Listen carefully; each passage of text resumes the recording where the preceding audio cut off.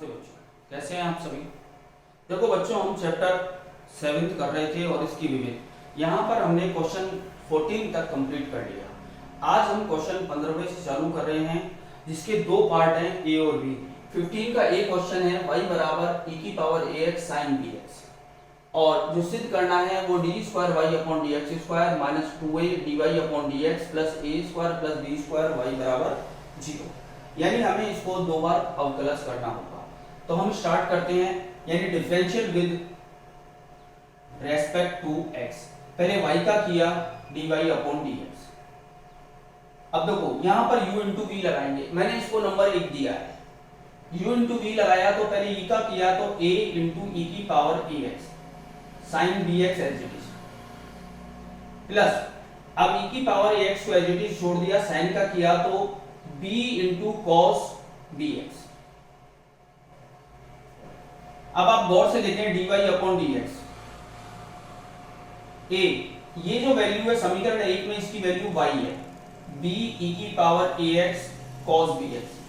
ऐसा इसलिए किया क्योंकि जब हम पुनः अवकलज करें तो इतने बड़े का ना करके हम y का तरफ dy अपॉन dx कर देंगे। इसको मैंने नंबर 2 दे दिया। अब पुनः अवकलज, यानी d square y upon d x square. अब देखो a कांस्टेंट y का dy upon dx plus b। अब यहां पर u इंटू v लगाया, पहले e की पावर ax का किया a e की पावर ax cos bx। अब देखिए e की पावर ax को छोड़ दिया, cos का किया तो माइनस b sin bx, यानी ये हो गया a dy upon dx plus b a। अब आप गौर से देखें,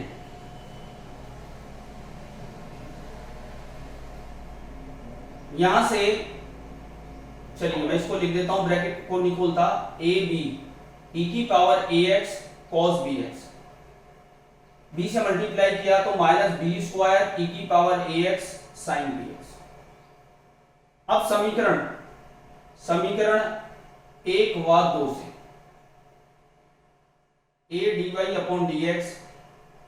अब गौर से देखिए इसकी वैल्यू क्या है समीकरण 1 में, y, और यहां पर समीकरण 2 में b e की पावर ax cos bx की वैल्यू क्या है, प्लस के a को छोड़ दिया dy upon dx minus a1, ये आ रहा है d square y upon d x square. यानी अब इसको हम लिख सकते हैं d square y upon d x square is equal to a d y upon d x plus a d y upon d x. जैसे मल्टीप्लाई किया minus a square y minus b square y. अब इन सबको ये दोनों add हो गए, add करके ट्रांसफर किया d square y upon d x square minus 2a d y upon d x plus दोनों ट्रांसफर किया तो पॉजिटिव हो गए, y कॉमन लिया तो a square plus b square बराबर 0, और हमें यही सिद्ध करना है।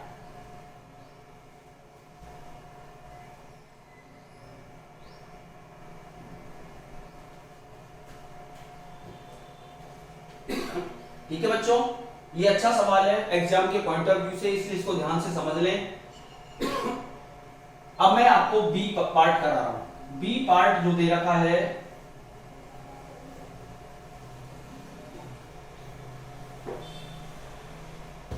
इसका बी पार्ट है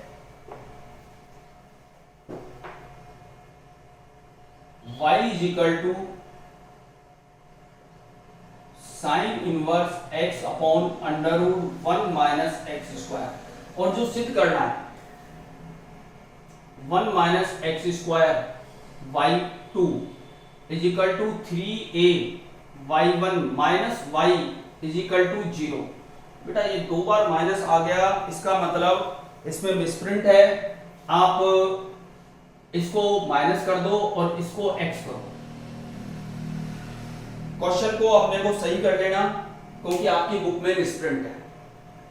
ए के स्थान पर एक्स है और बराबर के स्थान पर माइनस आएगा, क्योंकि हमारे क्वेश्चन में कहीं भी ए नहीं है। y2 का मतलब वही d square y upon d x square, यानी दो बार अवकलन। y1 का मतलब d y upon d x. अब आप देखें, यानी हमने डिफरेंशियल किया, differential with respect to x, तो d y upon d x निकाला। यहां पर u अपॉन v लगाया, यानी सबसे पहले नीचे वाले का स्क्वायर, तो ये हो गया 1 माइनस एक्स स्क्वायर। अब देखिए नीचे वाले को छोड़ दिया, under root 1 minus x square. ऊपर वाले का अवकलन साइन का 1 upon under root 1 minus x square और x का 1 माइनस का साइन। अब नीचे वाले को छोड़ दिया 1 माइनस एक्स स्क्वायर, सॉरी ऊपर वाले को छोड़ा साइन इनवर्स एक्स, नीचे वाले का अवकलन 1 upon under root 1 minus x square. नीचे वाले का अंडर रूट का किया तो ये आ गया इनटू माइनस के 2x। अब आप गौर से देखें 1 माइनस एक्स स्क्वायर, ये दोनों कट गए तो ये तो 1 हुआ, माइनस और माइनस ये पॉजिटिव हो गया, 2 से 2 गया, यहां बच गया sine inverse x upon under root 1 minus x square into x। समीकरण 1 से इसको नंबर 1 देते हैं, समीकरण 1 से, यानी ये हो गया 1 प्लस एक्स इंटू वाई, क्योंकि ये पूरी वैल्यू y है, 1 माइनस एक्स स्क्वायर, और यहां पर है dy अपॉन dx स्क्वायर। अब देखें इसको इधर शिफ्ट कर दें तो 1 minus x square dy upon dx बराबर 1 प्लस एक्स वाई। अब ये जरा इजी लग रहा है। अब इसका पुनः अवकलन किया, पुनः अवकलन, यहां पर u इंटू v लगाएंगे। पहले 1 माइनस एक्स स्क्वायर को छोड़ दिया, 1 माइनस एक्स स्क्वायर यानी d square y upon d x square, plus अब d y upon d x को छोड़ा, 1 का 0 और ये एक्स स्क्वायर का 2x इजिकल टू 1 का 0, यहां पर u इंटू वी लगाएं, x का 1 तो y, x को छोड़ा dy अपॉन dx। अब देखिए 1 माइनस एक्स स्क्वायर डी, अपन इसको लिख सकते हैं y2 माइनस 2x y1 बराबर y minus plus x y, इसको ट्रांसफर कर दिया 1 minus x square y2 minus 3x y1 minus y is equal to 0, और हमें यही सिद्ध करना है। आप देखिए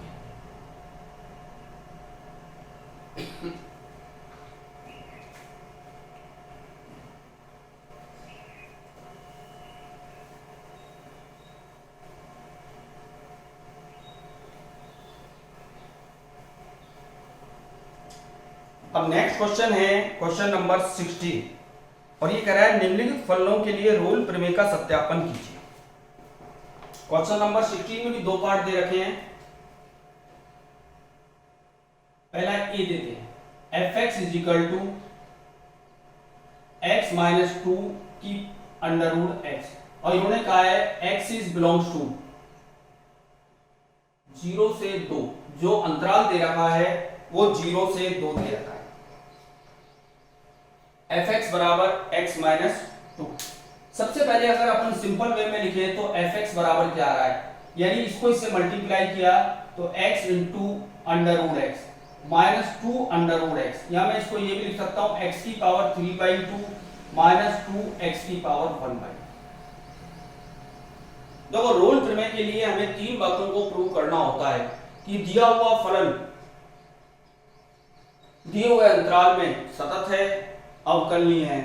f a बराबर f b अगर सेटिस्फाई हो तो हम c एक ऐसा बिंदु लेते हैं जो 0 और 2 के बीच में हो, इस प्रकार हो कि f डैश c बराबर 0। तो अब हम सबसे पहले हम ये देखते हैं कि ये सतत है या नहीं। अपन एक काम करते हैं, f डैश x निकालते हैं। f डैश x यानी 3/2 x की पावर 1/2 माइनस 2 ये आएगा 1/2 x की पावर -1/2, यानी ये बन गया 3/2 x की पावर 1/2 माइनस 1/x की पावर 1/2। अगर सॉल्व किया तो ये आ गया x की पावर 1/2 माइनस 2 3x। सॉल्व करने पर हमारा ये आ गया। अब आप गौर से देखें, चूंकि अंतराल 0 से 2 में f डैश x, 0 से 2 में कोई भी वैल्यू लेके देखें आप, क्या f डैश x विद्यमान है? विद्यमान है। चूंकि अंतराल 0 से 2 में f डैश x विद्यमान है, अतः फलन fx अंतराल 0 से 2 में सतत है। यानी पहले हमने कंटिन्यूटी चेक करी कि अंतराल इसमें सतत है या नहीं।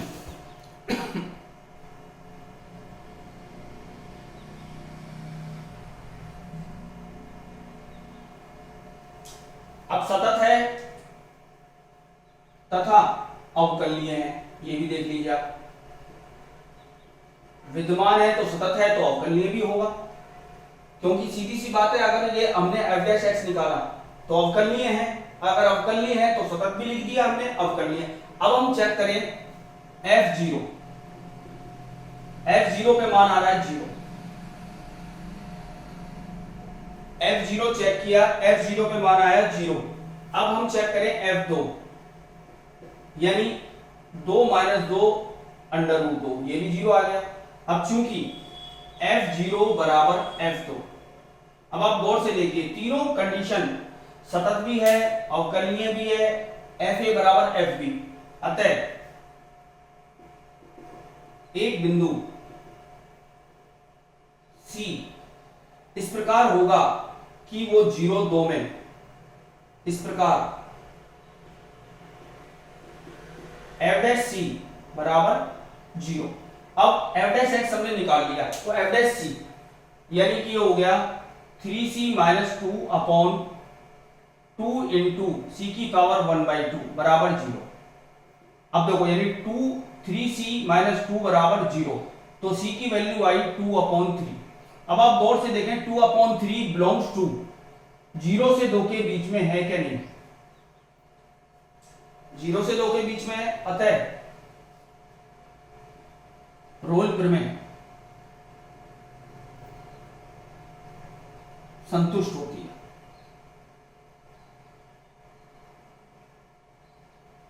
अगर ये बिंदु विद्यमान होगा तो हम ये कह सकते हैं कि रोल प्रमेय इज सेटिस्फाई, यानी संतुष्ट होती है।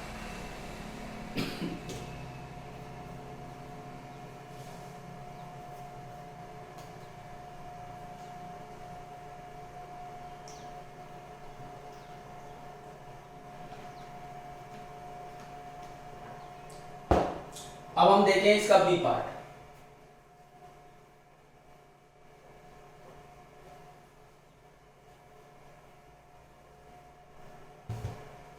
देखिए 16 का बी पार्ट, 16 का बी पार्ट दे रखा है fx बराबर x माइनस 1,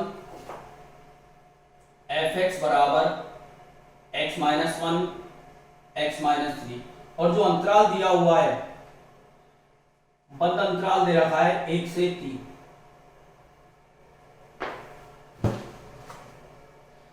सबसे पहले हम इसको सिंपल कर लें, अगर मल्टीप्लाई करें तो x square minus 3x minus x plus 3, यानी मैं इसको ये भी लिख सकता हूं x square minus 4x plus 3।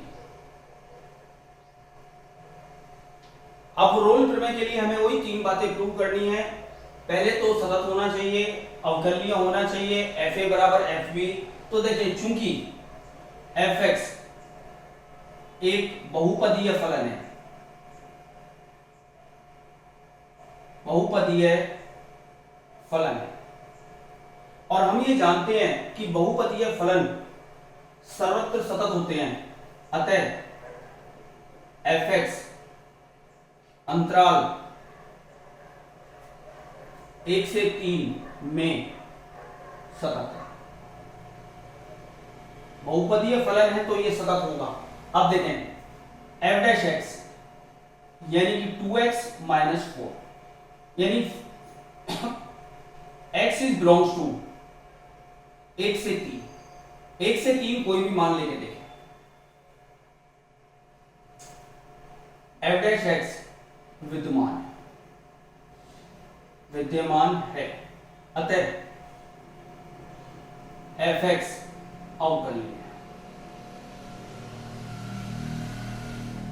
अवकलनीय है। अब विद्यमान है तो यह अवकलनीय भी है, यानी दोनों बातें प्रूव हो गई। अब हमें fa बराबर fb यानी सबसे पहले f1 निकाला।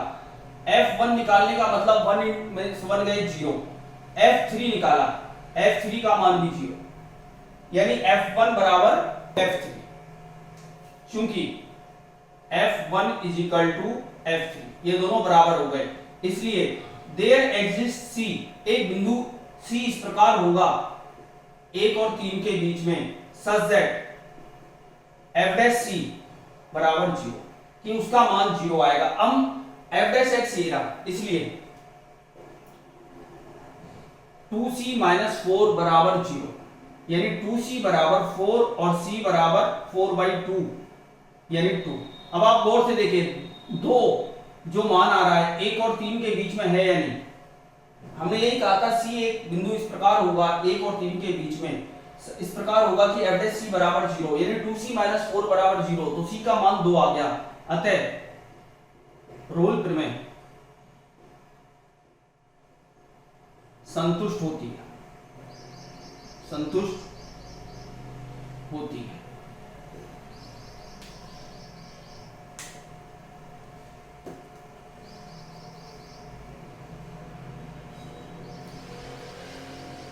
लास्ट क्वेश्चन है हमारा 17 के भी दो पार्ट दे रखे हैं बच्चों।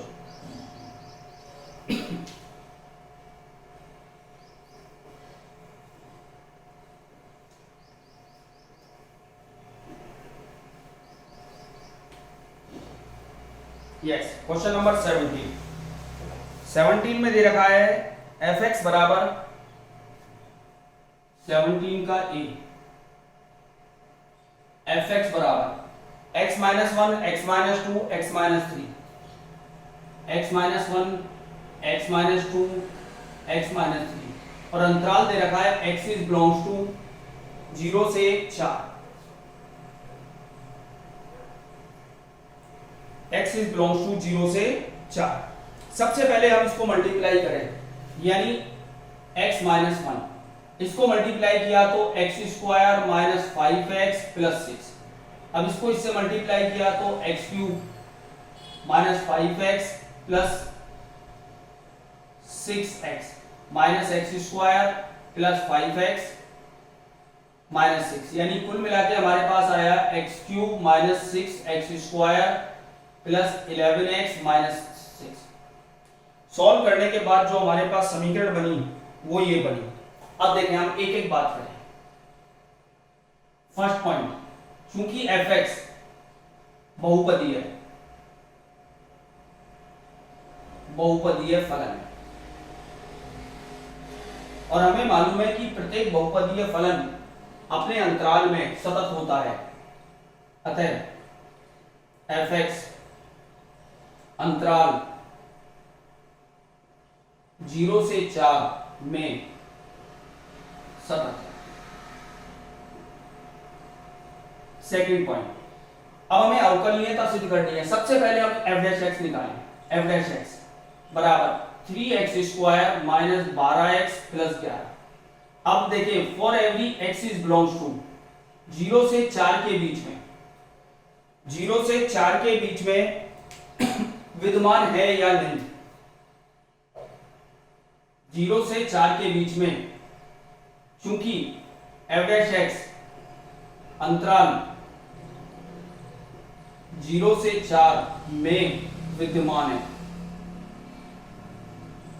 क्योंकि कोई भी वैल्यू रखेंगे, चाहे आंसर पॉजिटिव आए चाहे नेगेटिव आए, एग्जिस्ट करेगा, अनंत नहीं आएगा, निर्धारक रूप नहीं आएगा, इसलिए मैं कह सकता हूं विद्यमान है।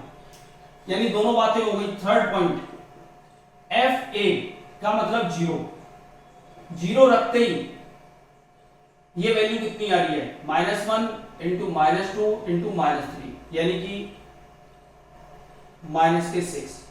F4, 4 में से ये गया 3 इंटू 2 इंटू 1,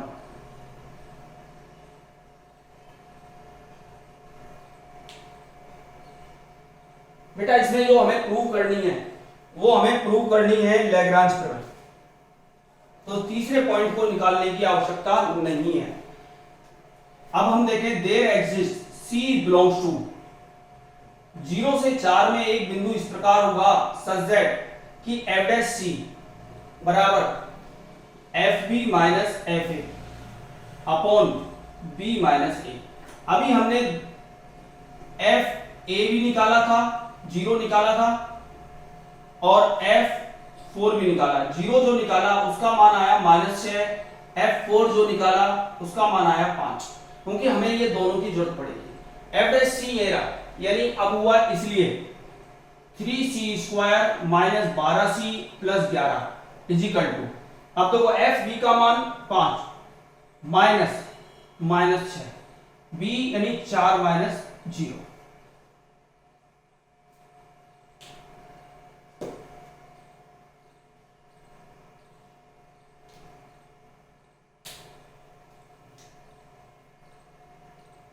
ये बेटा 6 आ रहा है, 4 में से 1 गया 3 और 2 3 दूनी 6। अब आप गौर से सॉल्व करें इसको, तो ये हो गया 3c square minus 12c plus 11 is equal to 12 upon 4 यानी कि 3। तो 3c स्क्वायर माइनस 12c, 3 को ट्रांसफर किया तो ये सबट्रैक्ट हुआ 8 इजिकल टू 0। एक द्विघात समीकरण बन गई 3c square minus 12c plus 8 is equal to 0। अब इसके गुणनफल नहीं होंगे तो हम धराचार्य विधि लगाते हैं, यानी c बराबर माइनस, क्या फार्मूला था धराचार्य विधि में, x बराबर b minus b plus minus under root b square minus 4ac upon 2a minus 12 plus minus under root b square यानी 144 माइनस 438 अपॉन 2a। तो ये हो गया हमारे पास सॉल्व करने के बाद c equal to 12 6 plus minus, इसको सॉल्व किया 8 144 8 4 32 3 8 4 32 3 यानी ये आ गया 4√3। अब इसमें से अगर हमने 2 कॉमन लिया ऊपर से और नीचे काटा तो ये आ गया 6 प्लस माइनस 2√3 अपॉन 3। अब आप गौर से देखें, ये जो मान आ रहा है ये अंतराल 0 से 4 के बीच में आप चाहे निकाल लें। √3 का मान होता है 1.732। आप वैल्यू रख के देखें, जो भी आंसर आएगा वो 0 से 4 के बीच में है। अतः एमवीटी या ब्रैकेट में लैग्रांज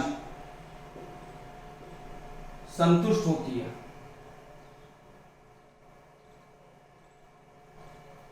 ये रोल की जगह लैग्रांज प्रमेय पे आधारित था, इसलिए सिर्फ 2 ही बातें प्रूव करनी थी। अगर रोल होती तो तीनों बातें प्रूव करती। आप गौर से भी अगर देखना चाहें तो थर्ड पॉइंट इसमें 0 नहीं है, fa बराबर fb नहीं है, क्योंकि अगर हो जाएगा तो लैग्रांज प्रूव नहीं होगी।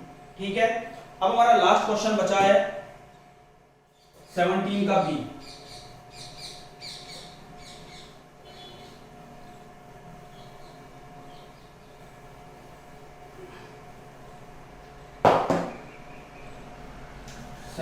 का बी क्वेश्चन दे रखा है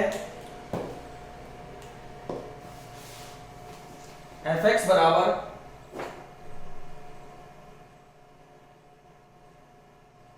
1 plus x 5 minus x x is less than 2 when x is greater than equal to 2, और अंतराल जो दे रखा है वो 1 से 3, अंतराल जो दे रखा है वो 1 से 3।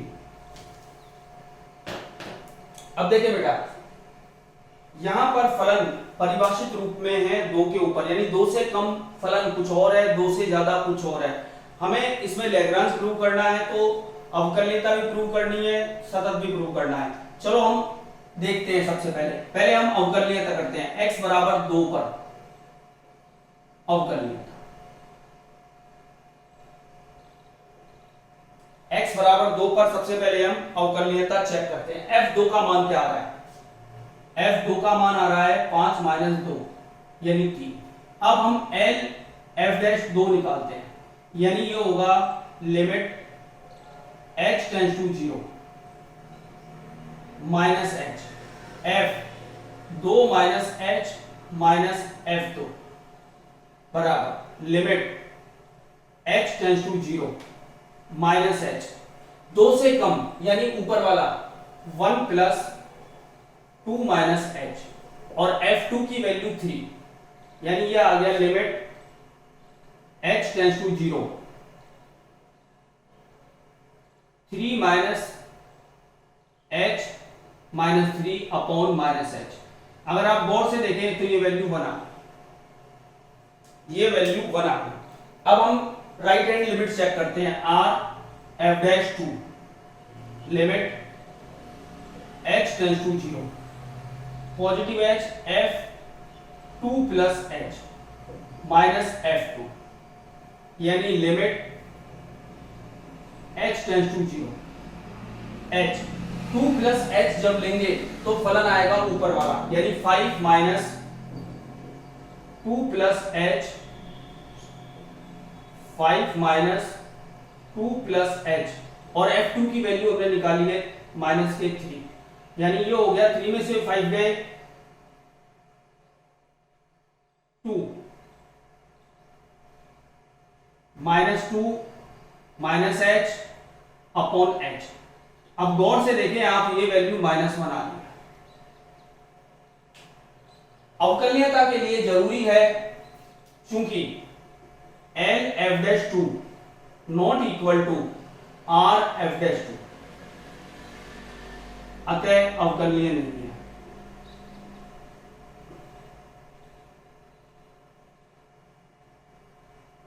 अतः अवकलनीय नहीं है। अवकलनीयता के लिए जरूरी होता है कि ये दोनों मान बराबर हो, और जब अवकलनीय नहीं है तो हम ये कह सकते हैं रोल एमवीटी संतुष्ट नहीं होती है, संतुष्ट नहीं है। इसमें सतत निकालने की आवश्यकता नहीं पड़ेगी। देखो बच्चों, अगर फलन कोई भी क्वेश्चन डिफाइन रूप में आता है तो हमें सतत के लिए भी पूरा प्रोसेस अपनाना पड़ेगा और अवकलनीयता के लिए, यानी सतत में हमें लेफ्ट लिमिट, राइट लिमिट और f2 तीनों वैल्यू बना बराबर होंगी तो हम कह सकते हैं सतत है। अवकलनीयता के लिए l f' और r f' बराबर होंगे तो हम कह सकते हैं कि अवकलनीय है। अगर दोनों में से एक भी चीज अधूरी रह गई तो हम ये कह देंगे प्रमेय संतुष्ट नहीं हो रही है। ठीक है, विविध तक के सारे क्वेश्चन हमने आपको करा दिए। अब हम जो चैप्टर लेंगे वो चैप्टर 8 लेंगे, लेकिन हम चाहेंगे मंडे को अगर हो सके तो हम पहले आपका एक टेस्ट लेंगे। ठीक है बच्चों, ओके।